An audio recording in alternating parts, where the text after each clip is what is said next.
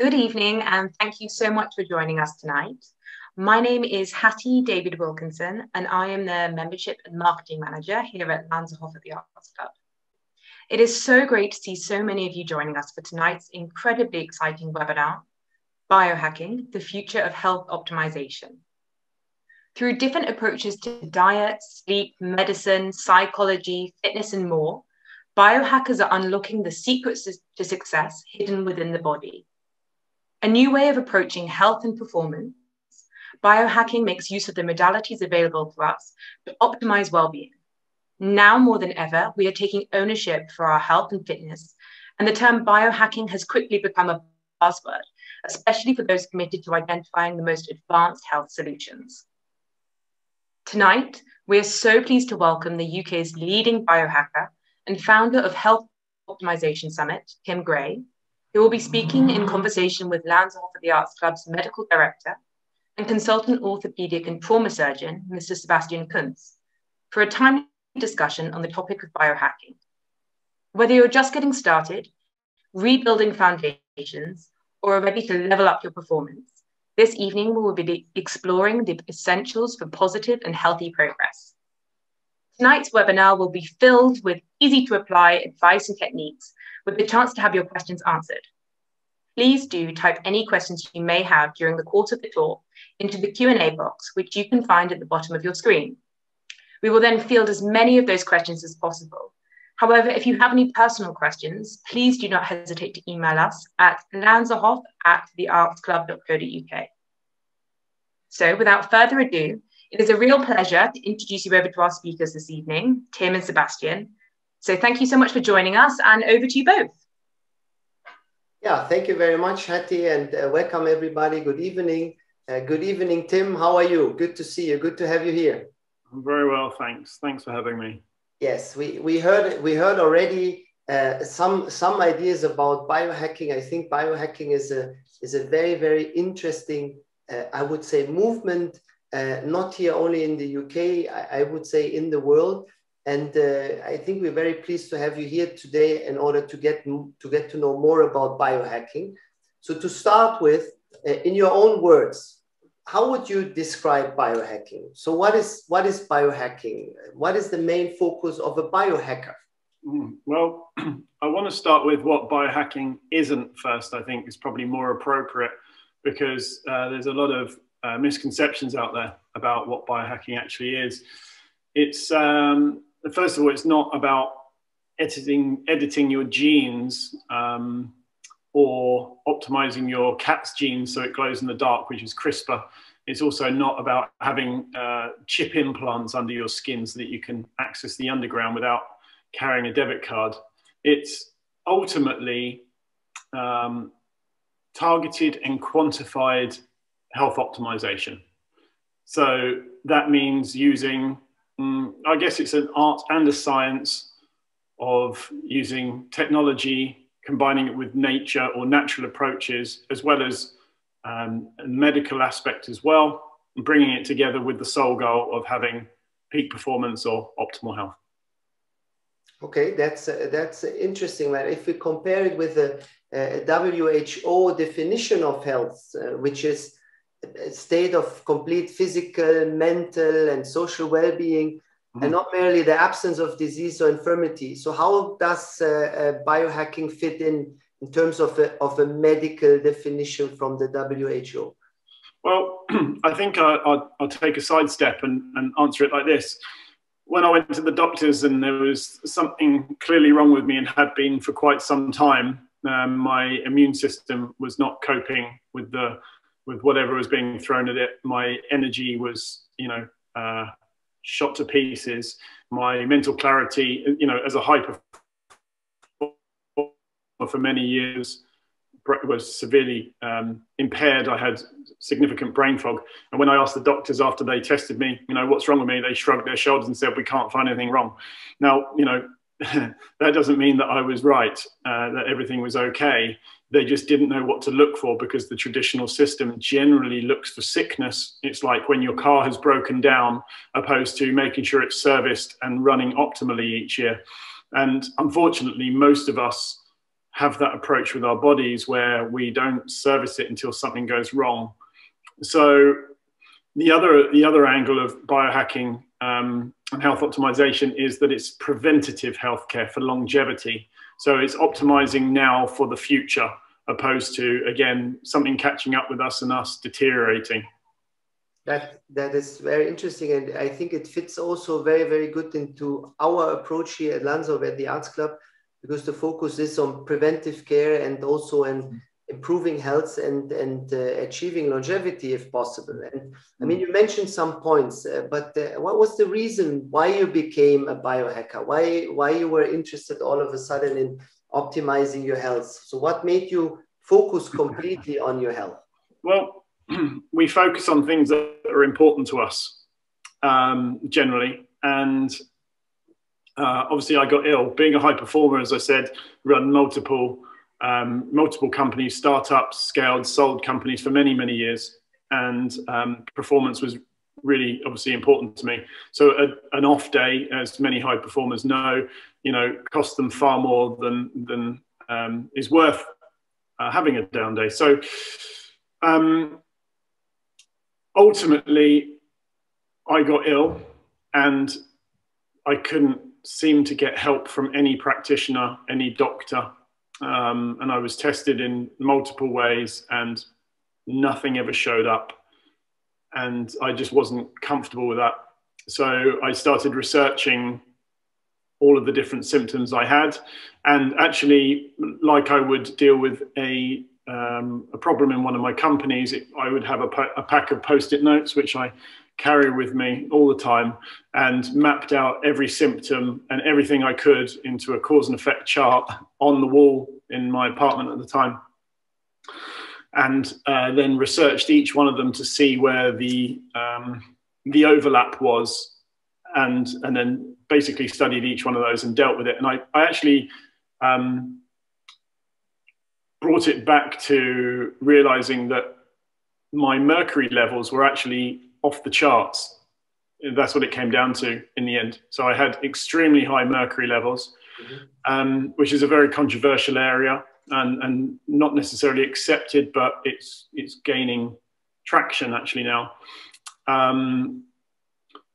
Yeah, I had lots of metal fillings in my mouth at the time. I'd been eating, farmed fish for many years, and all of these things. It was just a case of the straw that broke the camel's back, and my body couldn't keep up with it. So really, it was through a diagnostic approach. And then 4 or 5 years later, after figuring a lot of things out, I'd heard about the biohacking movement, and about bulletproof coffee and higher fat diets and lower carbs, and what that did to your metabolism and how many people were having good effects from this. And it's partly addictive, granted, but when you become a fitness addict, I think that's probably an extreme way of saying it, but someone that really enjoys the gym, the more that you do it, the more you want to do it, because you realize how good it is for you and makes you feel amazing. And it's the same with biohacking for me. Different modalities or supplements or whatnot that I try, makes me feel good and I enjoy it. So it's a hobby, and also it gives me peak performance. That's excellent. So it really reminds me of the time or when I was young, before I became a doctor.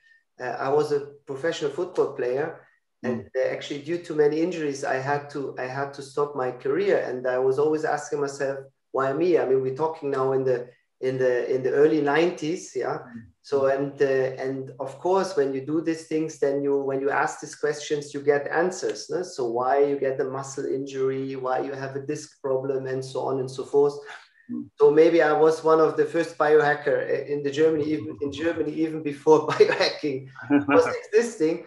But interesting, the whole concept of biohacking, I think. And if we go more into depth, is there a way how to classify areas of biohacking and health optimization? So, what are the fundamentals of biohacking, you would say? I think it's a very good question. Really, what I would say is it really does pull in the best of, obviously, preventative and functional medicine, understanding personalized nutrition, and, you know, how personalized nutrition and the key diets fit into that. It's also incorporating fitness and longevity and all of the wellness spaces together. And instead of looking with one bias, i.e., you know, if you go to a butcher's, he's going to sell you meat. He's not going to sell you the vegetables. And, you know, obviously, if you go into the greengrocers, he's not going to sell you the meat. You have to go to a chef really to say, well, this goes with this and this goes with this, and here's the ingredients and how they go together. So I really see biohacking as an unbiased piece within the health space where we can dip into each area. Now, if a doctor, traditional allopathic doctor, recommends something that's slightly out of the ordinary, you know, he or she can risk losing his license for recommending something that isn't necessarily proven. A biohacker can explore these areas and work with different practitioners to say, actually, my goal is health. Can I use this? Can I try that? And then work with the appropriate person to really pull that together. So I really feel like biohacking really does have the flexibility that a lot of the other spaces don't have as a result. And to go back to your point about being a footballer and professional sports people, I've actually worked as a biohacking consultant, I guess. That's not my prime objective by any means, but I do get a lot of professional athletes reaching out to me to ask to actually, you know, look at what biohacking modalities that they can actually use to improve their performance, which actually you guys obviously at Lanserhof incorporate, such as IV therapy would be a typical one, as well as cryotherapy on recovery days and various other things. So we do have a plethora of things in front of us to be able to use. Yeah. When we go back and really fundamentals, or if we try to figure out which areas are you focusing as a biohacker? Yeah. I mean, there's sleep, there is nutrition and hydration, exercises. Let's talk about sleep. So how does a biohacker manage his sleep? So I mean, we're all busy, we're working hard, we have to work, let's say, late in the day and so on. I mean, I'm working constantly, typing emails and so on late in the day. So what can you do from a biohacking perspective, let's say, to improve sleep?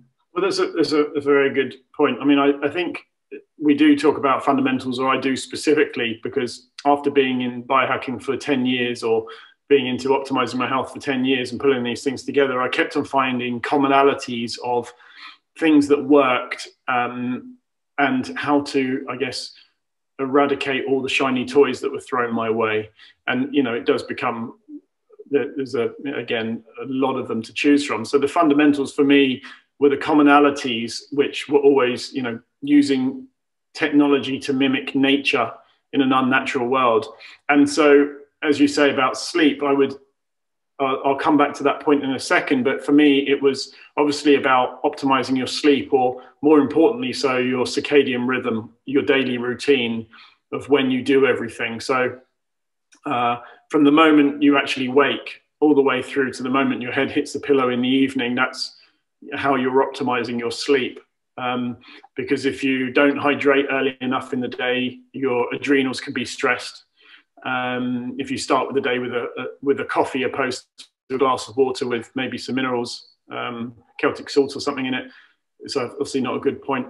Then the time that you would eat, for instance, if you eat after sunset, generally we produce up to 50 times less insulin after sunset, which means our blood sugar is higher through the night, which means our organs aren't resting, they're still digesting and processing through the night, which means our heart rate variability is lower than it should be, and our resting heart rate will be higher than it should be. Therefore, we're not having rested sleep. Now, you know, having poor sleep is one of the key factors in actually sickness, and optimizing your sleep should be the first place you start.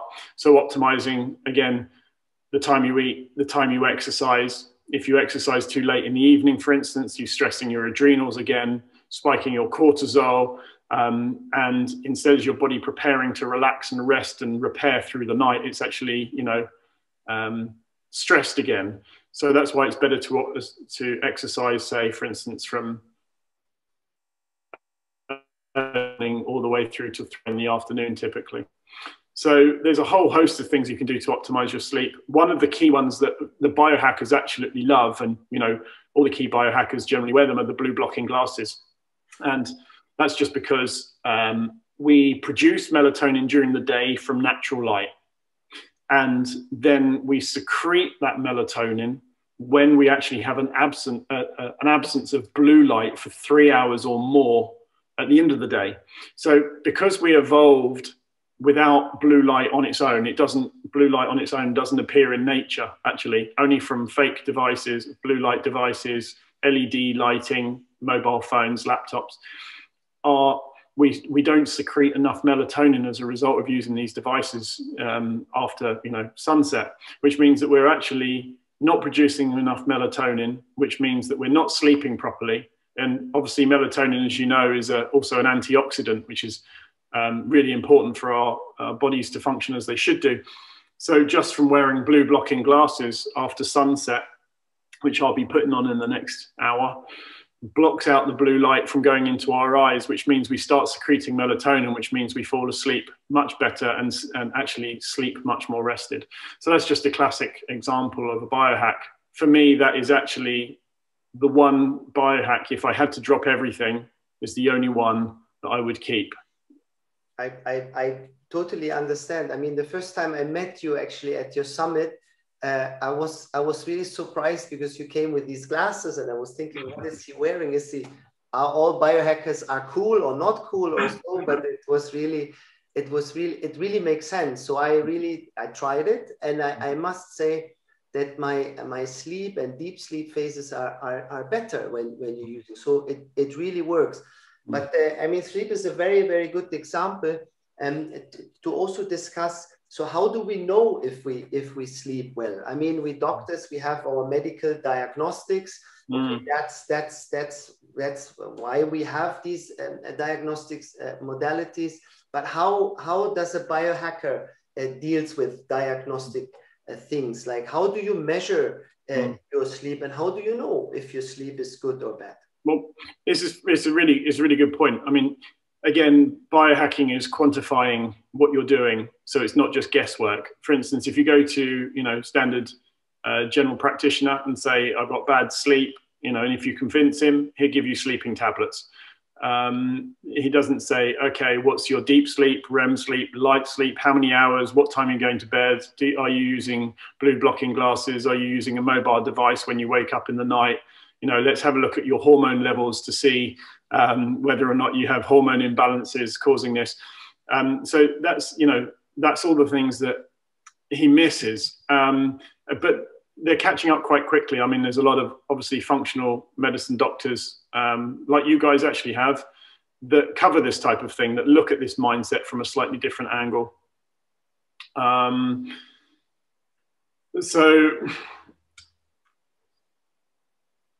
Yeah, I'm trying to think where I was going with that point, Sebastian.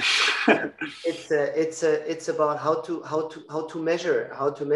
That's right. Thank you. So on our ring finger, actually, yes. And that would be one of my next questions, more or less. Is the ultimate biohack, for instance. So yeah, where I was going with that was, would you, when you're driving your car and you say, how fast are you going? Do you guess and say 80 miles an hour? Well, no, you have a speedometer for that, not an odometer. For a biohacker, we wear obviously an Oura ring, and this obviously tracks our deep sleep, REM sleep, light sleep, resting heart rate variability, respiratory rate. It also tells us our activity and approximate calorie burn as well. So it really does give us amazing data to go by. So I know that when I use blue blocking glasses after 8 p.m., then my heart rate variability is higher by at least 20%. And I get around 15% more deep sleep as a result. And that's usually around 16 to 21%, something like that, of my sleep ultimately. So it's pretty optimized these days. I also noticed that when I sleep with a grounding pillowcase, which we'll touch on maybe grounding in a bit, I noticed that I also sleep better, and I get a 10% increase actually in my sleep quality as a result. So the point is by having an Oura ring or one of many devices that you can get to quantify, such as an Apple Watch or a Whoop band, or one of these things, you can actually say, well, actually, I see relation here between wearing blue blocking glasses before bed, or leaving my phone alone for a few hours, or when I'm on holiday and I'm in the sun for 3 hours in an afternoon, I notice I sleep much better. You can actually quantify it and see that in the data, which means that we can do micro refinements. And again, to take it back to the car analogy, you know, if you want to go to 82 miles an hour or 84 miles an hour with a speedometer, you can actually do that. But when you're guessing, you know, you're guessing, you never know. And so it's often I hear people say, well, I can drink coffee at, you know, 10 o'clock with my dinner and still go to sleep. I'm like, yes, you can. A lot of people can. They're fast metabolizers, or they, you know, they can just sleep after it. But the point is if you actually track it and look what it does to your sleep, then you'll say it's not a binary, yes, I sleep, no, I don't. It's actually my sleep score is so poor, I know that I won't have alcohol or I won't have caffeine after a certain time in the day, because I know that I'm never going to achieve or perform as I should do the following day as a result of doing it. So that's where the quantification is such a critical part in biohacking. Yeah, that's so it's actually biohacking is not only just optimizing your health in general saying, but it's also measuring your current status in order to know where you stand from a health perspective. Yes. I mean, we doctors are doing this by screenings, at the end of the day. So we recently launched our executive screening. So we use our medical diagnostics from imaging, MRI, whole body MRIs, prostate MRIs, ultrasound examination, to blood tests, to any diagnostic modality, in order to see how someone is in terms of his health status, and then to correct it through behavior changes, through therapy, and so on and so forth. So actually that fits quite nicely in a biohacking approach. No? So I must say, from a biohacking perspective, I mean, the topic nutrition, hydration, and so on, I mean, that probably could fill an own webinar, this topic. But what would you recommend, or how do you see it in terms of improving or optimizing performance and health regarding the topic nutrition and hydration? Yeah, well, I mean, I think just to go back to your point about the annual health screening that you guys do. Now, just for a second, let's just imagine what the future could look like with that. A client comes in, has their yearly screening, you find that they're okay, and you book them in for the next year. Well, how about they have an Aura ring, which you're monitoring to see how their sleep and their heart rate variability is. And obviously heart rate variability being an amazing gauge of overall health and cardiovascular health specifically. Or you see a pattern of 4 or 5 days in a row where their resting heart rate is 110 through the night. You can say, well, actually, your last screening was great, but we've actually noticed a blip. We think you should come in and get an update checkout, which I think, you know, in the near future, it will happen. I mean, I also wear a constant glucose monitor. You can't see it, it's under my jumper. So I monitor my glucose around the clock and see my responses to different foods, so I can keep Why are you doing that? Just because I like to tailor my nutrition to me personally. So something that spikes my blood glucose might not spike someone else's. And instead of just listening to dietary advice that all the gurus give, it's like, well, actually, I want to know what works for me specifically. Well, when I look at my sleep data and I look at my blood glucose data, and pair them up and say, well, actually, I see that when my blood glucose is, you know, 4.4 at night, I'm at my deepest sleep. You know, I'm in parasympathetic mode. I'm absolutely having the best sleep that I can have. Then it's very, very powerful. To move on to the hydration with that, actually, I noticed that when I have minerals, and I'm talking like a hypertonic or Celtic sea salt in a glass of water before bed, I actually improve my sleep significantly, specifically the REM sleep, strangely. And so it shows how just these little electrolytes support so many functions in the body that our body can actually drop out of sympathetic mode into parasympathetic mode, being more relaxed and actually having better sleep as a result. So the hydration piece before bed, 300 milliliters with, you know, half a teaspoon of Celtic salt, not table. The same again in the morning really does support the adrenals and help the body rest so much better. And I find people that obviously have eczema or chronic fatigue, brain fog and these things and digestive issues, that adding this salt in is usually a game changer for them, especially people with bloating and digestion, because obviously salt converts to hydrochloric acid for the stomach, which supports the whole digestive process. And yet most people think hydrating is just carrying around, you know, a litre bottle of water and drinking 2 or 3 of them a day and drinking more and more and more. And in fact, flushing more of the minerals out of their blood and becoming dehydrated and peeing more, opposed to optimizing that water and adding the minerals in to help them retain water and need to drink less and pee less. And as a result, better energy. So measuring this can actually, again, micro refinements take you from 70 to 75 miles an hour, and you know exactly why. Yeah, that's of course, that's what you need in order to improve performance. And the topic exercise and musculoskeletal health, how do you see it from a biohacking perspective? It's very underrated, actually. Movement is very underrated, along with breathing and breath work. Although breath work has had Wim Hof do some wonderful things for the world and share awareness around how important breathing is, but that's more hyperventilating and breathing more opposed to learning to deal with your carbon dioxide better. And I think that ties in with movement, functional movement and things very closely, because paying attention to our breathing is something that not many people do. And most people, and nearly everyone watching this webinar today, will be sitting down. I'm wondering, you know, I would love to see a show of hands to see how many people are actually standing up.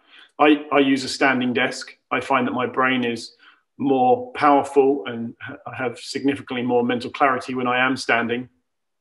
And yet so few of us do it. And it's the same with moving the body, getting the lymph flowing. I have a rebounder right next to my desk right here, so that I'm on and off the rebounder, so I'm getting the lymph flowing if I do have a busy day and I can't get out of my home office at the moment. And so in the biohacking space, there are quite a few specialists that are moving towards the whole functional movement, like Ricky Warren, who we've discussed before personally, and obviously what you do, which is the quantified side of things, which is the really interesting area. So I'd love to hear your take on it and how you think that overlaps with biohacking specifically, Sebastian.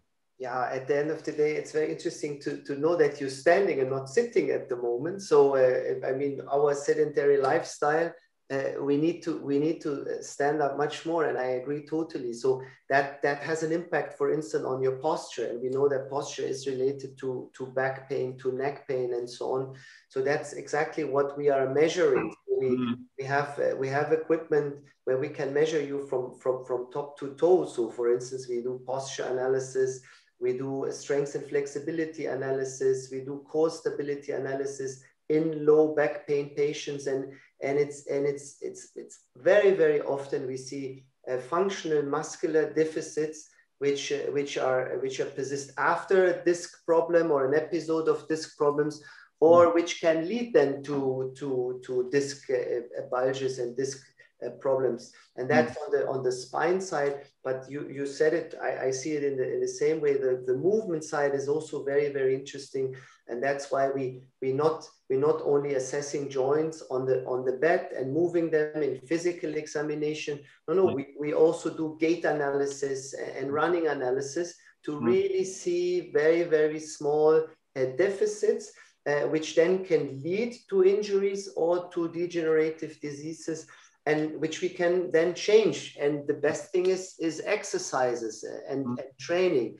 And so that fits perfectly, I think, in the biohacking world. And I think when the biohacking world which can do, every individual can start it, and I will ask you in a second, when you combine it then with the medical world, where we really use medical devices also, and I would say high-end diagnostics, then I think it becomes very, very powerful. So, I mean, let's say, I mean, for the audience, I mean, of course, it would be good to start with a whole body MRI to see where you stand at the end of the day, but not everyone wants to do that. So as an individual, and you're interested in biohacking and optimizing your health, so what would your recommendations, how to start? So what can you do as an individual? Okay, I say, okay, today I want to take my health in on my own hand. What can I do? How do I start? What would be your recommendation? These are the fundamentals of health for me. I mean, I think what you're saying about the medical side of things, this is why I created the brand Health Optimization Summit opposed to Biohacking Summit, just because I wanted to include the medical and the longevity fields and the nutrition, and not just alienate all the spaces that can really bring value to the table. So that's just one point I wanted to touch on there. And in terms of where to start, it's probably it's definitely my most asked question. In fact, I've recently just launched a digital course, which is a 10-day course just to run through people a step-by-step guide of videos to teach them where to start, why everything's so important, and handhold them through that process. And that, with every study behind everything, and daily takeaways as well. But to run through those, obviously it starts with optimizing your circadian rhythm. So the timing of your day, as I discussed earlier, it's optimizing your hydration. And just to answer one of the questions that come in while I'm talking on this point, I use Celtic sea salt.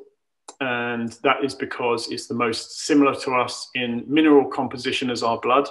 And that apparently is because evolution says that we came from the sea, and the way that the evaporation process leaves the salt behind for Celtic sea salt, that's why it's so similar to us in terms of mineral composition, apparently. I've read this many times from many sources. So that's why I use that, and I use half a teaspoon on waking and before bed. So that's point two. I think the devil is always in the details, always. And, you know, it's okay to say, well, okay, I drink lots of water, but is it filtered? Is it pure water? Has it got hormones or antibiotics in it because it's tap water? Have you remineralized it, or are you drinking mineral deficient water, which is actually causing more issues, in my opinion? Are you getting enough sunlight? Or natural light if you're in a less sunny country, because, you know, sunlight is a nutrient. It powers our mitochondria, and our mitochondria are the powerhouses of our cells.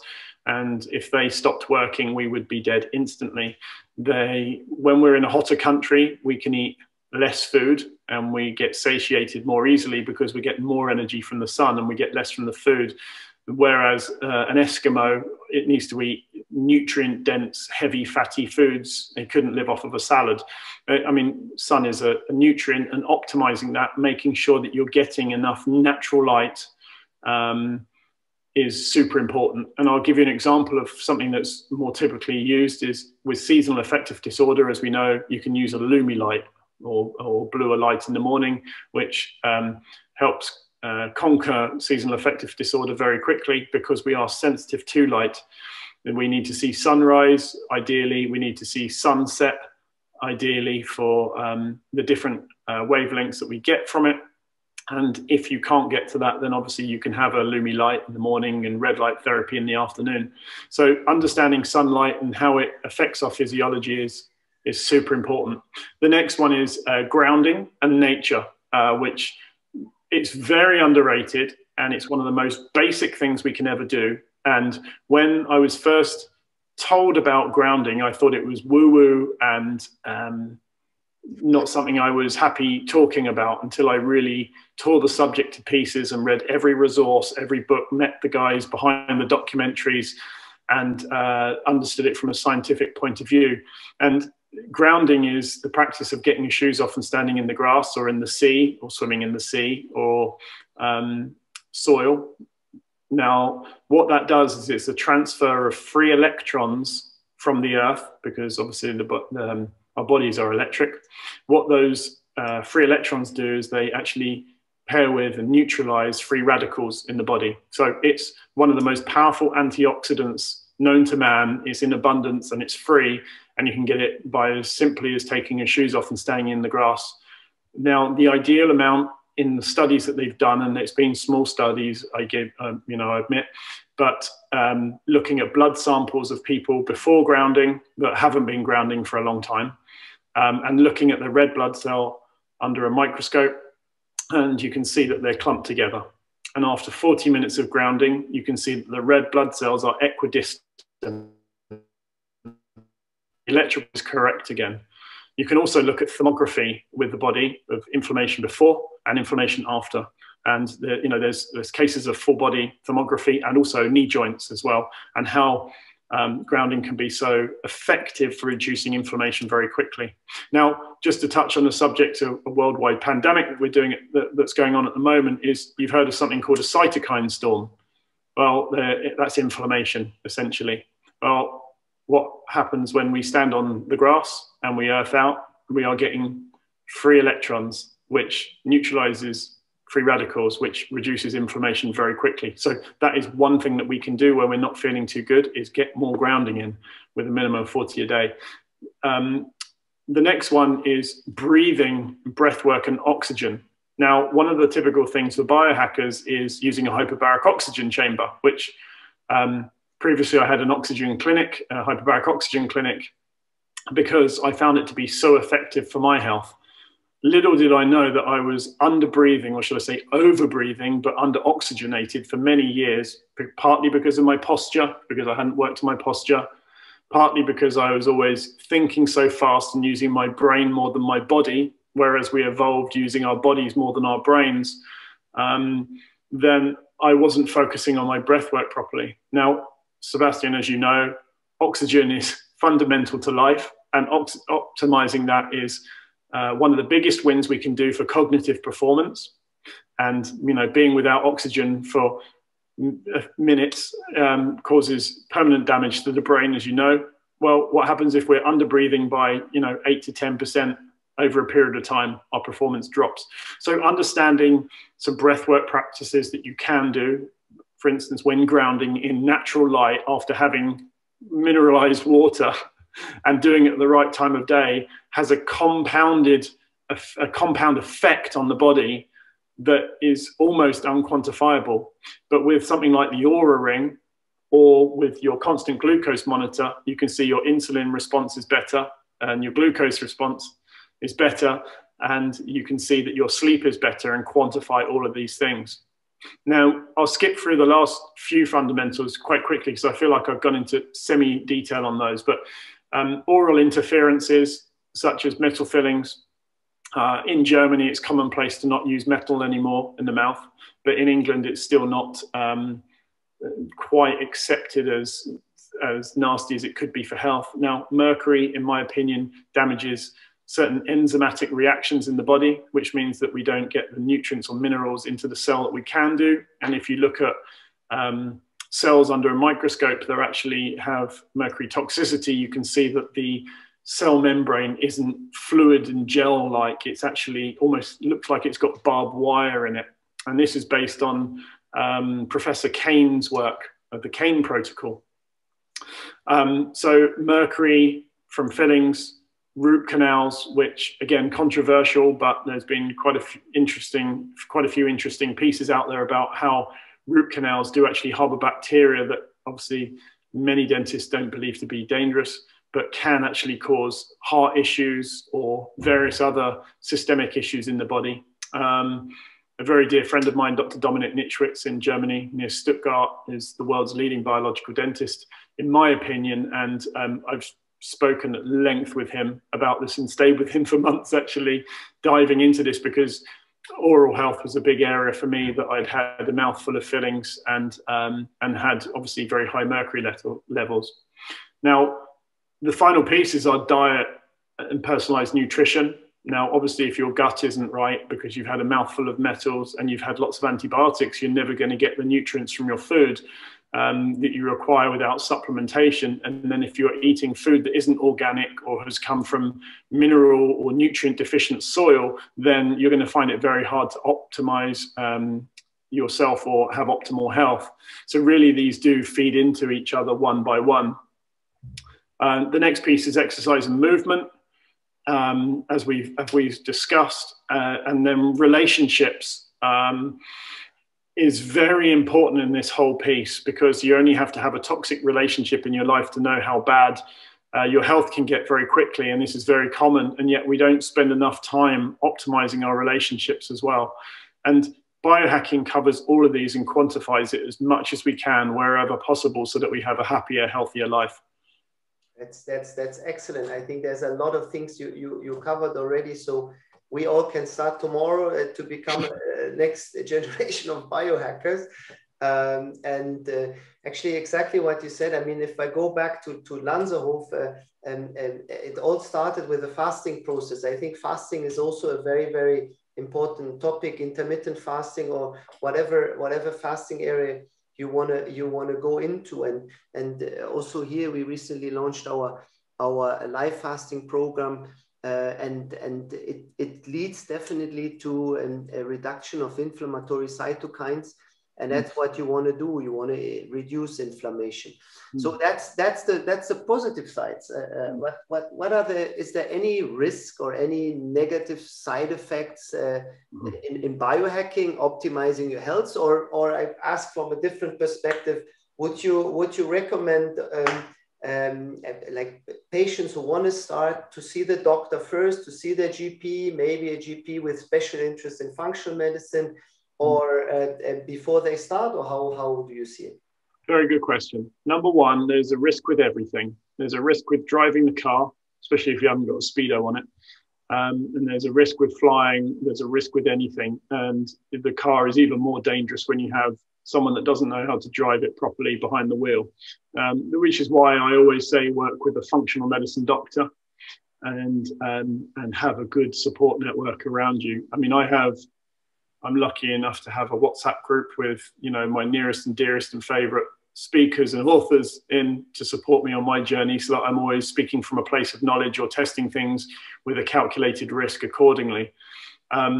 For the general public, I would really recommend obviously working with a functional medicine practitioner. I really like the idea of the yearly screening that you guys do, and I would love to, obviously know more and drill into detail, but what we've discussed obviously off air, I really like the sound of it, and incorporating things like IVs, these obviously help. So some people having an IV drip can be extreme. Obviously for me, it's very commonplace nowadays. So really to start with would be to have a screening of some description, whether that's with a functional medicine practitioner, whether it's with, you guys at Lanserhof and whatnot. I really like the idea of getting an aura ring. It's very uninvasive. It's very unnoticeable, depending on which color you go. I like to be a little bit of a diva. In fact, I'm testing one against the other at the moment. Yeah, with diamonds, right? They have with diamonds also. Yeah. And really, I think for biohacking in general, to take it back one step, one of the leading causes, or a big cause of death, is prescribed medicine, actually, and whatnot. So there is a danger in everything. What I think is, if biohacking is looked at the natural perspective, i.e. what can I do to optimize myself using nature first, or technology to mimic nature, I think that it's very safe, especially if you work with a functional medicine practitioner. For instance, getting your shoes off in the grass, having a glass of mineralized water in natural light while doing some breath work or yoga, after seeing a biological dentist, and tracking your blood glucose after eating, rubbish foods, and looking at your sleep scores. I can't really see any dangers in that. All I can see is data for you to optimize from. And where I think biohacking is going is, as we discussed earlier on, with having patients come and see you for a yearly checkup, or a checkup, and you monitoring them in the field to see that they are optimized or performing optimally. I think that's really where it's going. And then biohacking itself, I think, as a label, is bringing some of these funky technologies into the space, which are now being utilized by functional medicine or, clinics such as yourselves, which one day would just become health. Biohacking, health optimization, health, which includes preventative, functional, all of these things. And people will understand the issues that they will get if they don't live a clean life or optimized in some way, and that they're always going to have to repair the car when it breaks down if they don't think about servicing it every year. That's where I think it's going to end up. I totally agree. I think in general it's already there, yeah. So, and it will be more and more in the future that also medicine goes into the direction of being more proactive than reactive, yeah. So being more doctors more like a health manager than just dealing with diseases and so on, and therefore it's very, very important also to tell patients what they can do in order to maintain their health, to track them. Of course, I do also believe that when we track them remotely, then it's a lot of data we create, and the human being cannot alone interpret all the collected data over time, and that's why we need AI, we need machine learning, and to getting more actionable insights about pathophysiology, pathogenesis of diseases, or in my field, injuries, and to really be able to predict, and then also to prevent diseases and injuries. And I truly also believe, and that's from a doctor's perspective, so it's not only anymore alone important what happens in the consultation, it's also very important what happens between two consultations, yeah?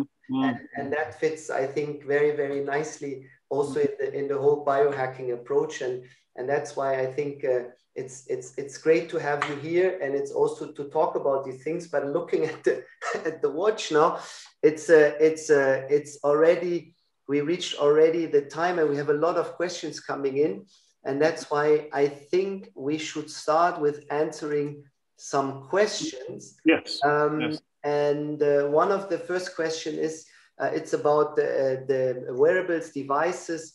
So what do you think? What is best, the Oura Ring or the Whoop bracelet? What do you think? Yeah, I mean, I like the Whoop bracelet, but you have to take half of it off your wrist to charge it more frequently than the Oura Ring. It's actually got a green light that it beams onto your arm around the clock, and I think that messes with your circadian rhythm, in my opinion. I found that I slept worse when I had it on, whereas with the Oura Ring, there's no light shining on your finger, and it's much less invasive. And the data from it I prefer personally. And I compared the two to each other. I've gone down the rabbit hole, as I said earlier on, to compare two Oura Rings on different fingers to see if I get similar results. You tried it? Yeah, this is right now. I've got to.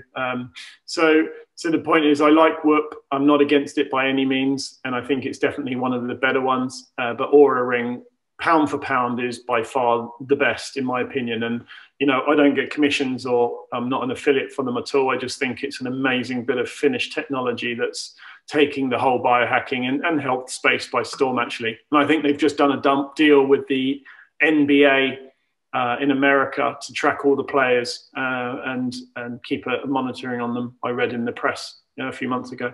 I agree. However, there's always a thing from a medical perspective. Is it a medical device or a non-medical device? So is it intended to be used for diagnostic and monitoring and so on and so forth? And that is also related with accuracy and measurements. No? But of course, a medical device for assessing your sleep is a bit more expensive than an Oura Ring, for instance. It's harder to get as a normal human being. So that's why I think things which are easy, accessible, they are very, very good. So we have another question from Kiev, I see. So the question is, I was wondering, what do you think about sleeping alone? I've heard that it's more healthier for both physical and mental health from a biohacker perspective. And also what kind of techniques of autophagy would you recommend? Okay, so in terms of sleeping alone, if you think about how we evolved, we actually evolved sleeping on a bed of grass or on some leaves. And when archaeologists have found caveman beds, it's been a case of leaves, and then after a certain amount of time they burn them and put more leaves on top of it. So they're sleeping grounded and they're sleeping on their own, but generally in a cave or whatnot. Now, we didn't evolve sleeping in beds next to someone else. So I think, if we think about what we evolved with, that gives us, a lot of data historically to go by, versus what we've done in the last couple of 100 years, where in my opinion, have got sicker. Whereas we evolved to this point, we survived to this point, so it's a good heuristic to go with. So I think sleeping alone and grounded is definitely better, but the human interaction and sexual element for life fulfillment is really also important. Now, some footballers that I have worked with actually have a sleep chamber, which is a dark room with temperature controlled, obviously, set cool, where they sleep on their own, no light, no sound, just fresh air, and away from their partners. And then they have a room for fun. And so, so my answer is sleeping alone is definitely better, but I appreciate it's not achievable for everyone. And also partners could take it personally if you're an extreme biohacker. It's don't want to sleep next to you. It reminded me, I was involved once in a professional, world-known elite athlete, and we implemented a high altitude chamber where he slept at night. Yeah, and that's a very interesting experience. So another question: what kind of minerals and in what quantities should one add to that first glass of water in the morning? Would they affect fasting? Right, great question. So it really is different for everyone. Now, different people excrete different levels of salts from their skin, and this can be measured. So, for instance, for me, I excrete a lot more minerals, and I know Ben Greenfield does as well. He was talking about it on a podcast a few months ago. So really it is different depending on your goals. And I do hair mineral analysis to see what my levels are over a period of time. I also do metabolomic test, which is cellular testing to see how my cells are operating, if it's got the nutrients in that it should do, or any toxicities that it shouldn't do. So for me, what I use would be very different to maybe what you use. A good way to start is, if you are fatigued or having trouble getting up in the morning or have imbalanced hormones, is to have 300 milliliters of water with half a teaspoonful of Celtic sea salt. And that would be on waking and before bed. And then if you find that you like it, it tastes great, then that's a good way of thinking, well, you can try a third glass. And until the point where you feel like you need to start drinking water without salt in it, it's like you've over mineralized. But really within half a teaspoon twice a day, that's really sufficient for most people. But for performance athletes that sweat a lot, or if you're using sauna a lot, it's absolutely critical that you do remineralize properly. If you ever taste your skin when you're in a sauna and sweating, you'll taste how salty it is because the amount that you're excreting. And yet if you don't replenish that, then you're going to be very fatigued and maybe even get a migraine in the following days. And that's something I find very common with people that do float tanks in magnesium salts, or if they use sauna a lot, they do get a lot of migraines and fatigue as a result of under mineralizing and under hydrating.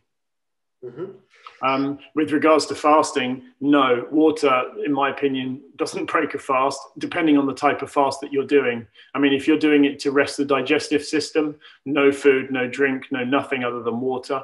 But if you're doing it to get into ketosis, then obviously you can have, bulletproof coffee and not bring yourself out of your broken fast. So it really does depend. In terms of water and minerals, though, there's never a time, I don't think, that you couldn't drink water with minerals in it. And I don't think it would affect your fast in any negative way at all, in my opinion. Someone is struggling with quantifying the effects of certain foods, and the question is, how can you shortcut personalized optimal nutrition? It's a great question. Well, I think first of all, you would do allergy testing and do various testing to see what you should avoid. That gives you a good heuristic. I often find that people that have allergies to things like, for instance, avocados or certain foods, often they're their favorite foods because they've overdone it. Now, if you think historically, we would eat seasonally. We wouldn't eat, pineapples every day, year in, year out. We would eat seasonally, so we'd rotate our food, and therefore we wouldn't necessarily get an immune response to it after a period of time. So really rotating your food and making sure that you're having a well-rounded diet is a good point. But if you do want to get diagnostic with it, so say the glucose monitor, constant glucose monitor, Freestyle Libre, which you can get without a prescription in the UK, will give you a good idea of what spikes your glucose, blood glucose, and can also, if it's not necessarily a high glucose food, tell you things that don't necessarily work so well with you. So for instance, I know that if I have sweet potato that's from Spain or Europe, it doesn't spike my blood glucose very much at all. If I have an American one, it spikes my blood glucose like crazy.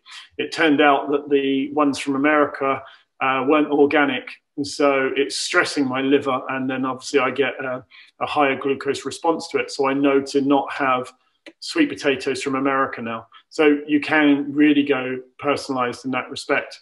You can also get ketone level pinprick for your finger to look at when you're in ketosis, obviously, as well, which is more of a macro way of testing. But the constant glucose monitor is a really good way to do that.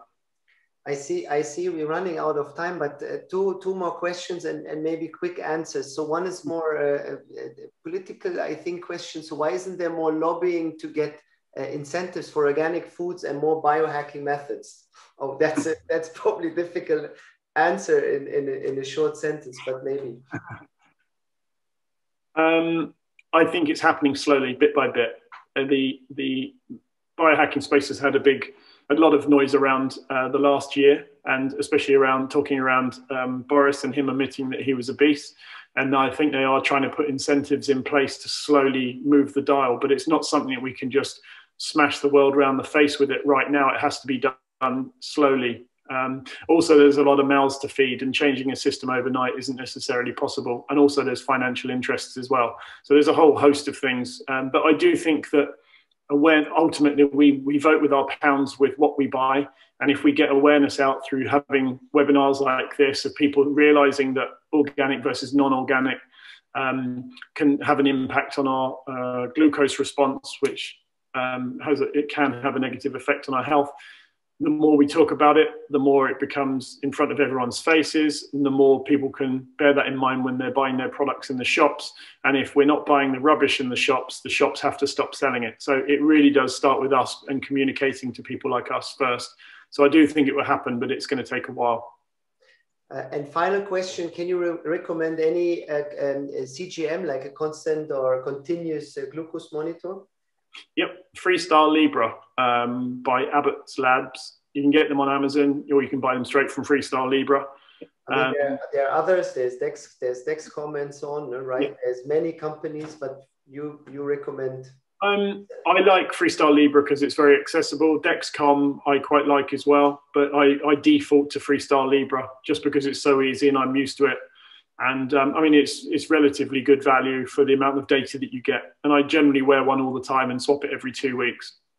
Excellent. Yeah. Thank you very much. I think if there's more questions to come, and we're happy to set up another webinar and to go into more details and different topics. But for now, thank you very much. It was a great pleasure having you. And thank you everybody for joining, and looking forward to our next webinar. All right. Have a lovely evening, everybody. Okay. Thank you, Tim. Bye.